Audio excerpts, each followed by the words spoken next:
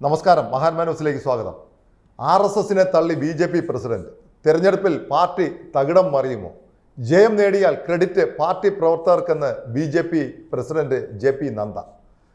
ആർക്കും പെട്ടെന്ന് വിശ്വസിക്കാൻ കഴിയാത്ത അമ്പരപ്പിക്കുന്ന പ്രസ്താവനയുമായി BJP ദേശീയ പ്രസിഡന്റ് JP നദ്ദ രംഗത്ത് വന്നത് പാർട്ടി നേതാക്കൾക്കിടയിൽ വലിയ ആശങ്ക ഉണ്ടാക്കിയിരിക്കുന്നു.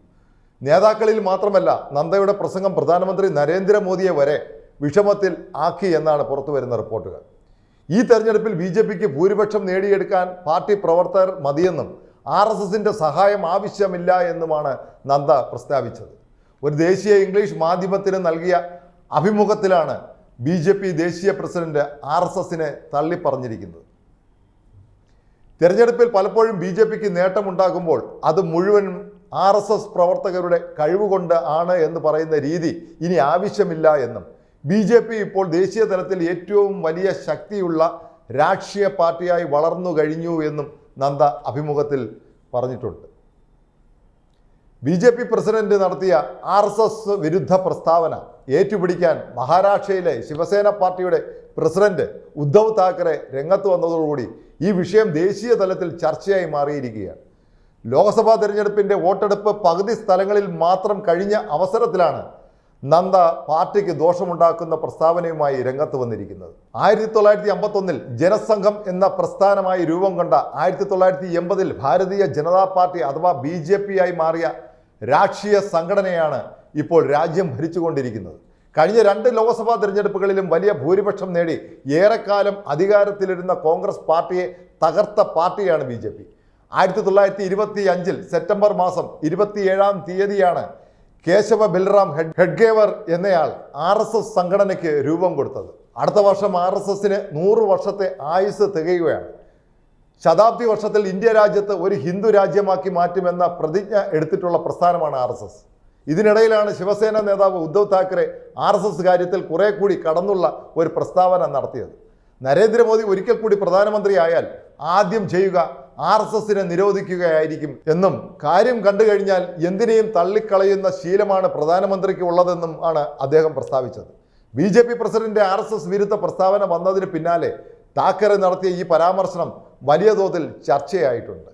BJPയുടെ ദേശീയ പ്രസിഡന്റ് തന്നെ RSSനെ തള്ളിപ്പറയുക എന്നത് ആർക്കും ചിന്തിക്കാവുന്ന ഒരു കാര്യമല്ല.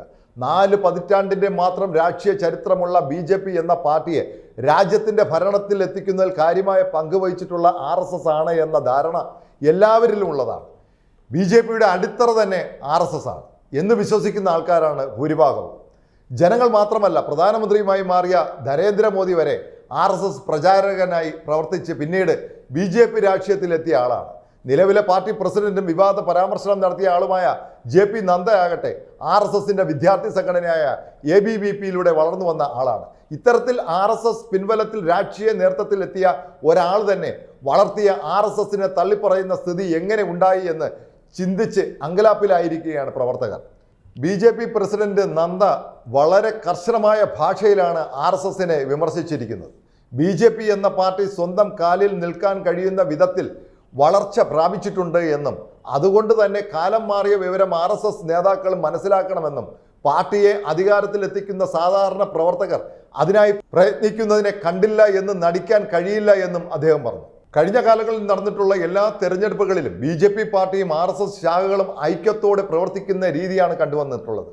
പ്രത്യേകിച്ചും BJP മൊത്തത്തിൽ കൈയടക്കി വെച്ചിട്ടുള്ള ഉത്തർപ്രദേശ്, മധ്യപ്രദേശ്, ഗുജറാത്ത്, ഹരിയാന തുടങ്ങിയ സംസ്ഥാനങ്ങളിൽ തെരഞ്ഞെടുപ്പുകളിൽ തൂത്തുവാരുന്ന വിജയം BJPക്ക് ഉണ്ടാകുന്നത് ഈ കൂട്ടുകെട്ടിൻ്റെ ശക്തമായ പ്രവർത്തനം കൊണ്ട് മാത്രമായിരുന്നു. ഈ തെരഞ്ഞെടുപ്പിൽ ഇപ്പോൾ പറഞ്ഞ പല സംസ്ഥാനങ്ങളിലും ഈ തരത്തിലുള്ള ഏകോപനം ഉണ്ടായിട്ടില്ല എന്ന വിമർശനം പുറത്തു വരുന്നുണ്ട്. ഒരു കാര്യം വസ്തുതയാണ്, BJP എന്ന രാഷ്ട്രീയ പാർട്ടിയും അതിനെ വളർത്തിയെടുത്ത RSSും മാനസികമായി അകൽച്ചയിലായിരിക്കുന്നു. ഈ അകൽച്ച ഇപ്പോൾ നടന്നുകൊണ്ടിരിക്കുന്ന ലോക്സഭാ തെരഞ്ഞെടുപ്പിലെ വോട്ടെടുപ്പിൽ പ്രതിഫലിക്കുമോ എന്ന ഭയവും നേതാക്കളിലുണ്ട്. RSSനെ അകറ്റി നിർത്തുക എന്നത് സംഭവിച്ചാൽ BJP എന്ന രാഷ്ട്രീയ പാർട്ടിയുടെ നട്ടെല്ല് തകരുന്ന സ്ഥിതി ഉണ്ടാകും എന്നത് ഒരു വസ്തുതയാണ്. നന്ദി.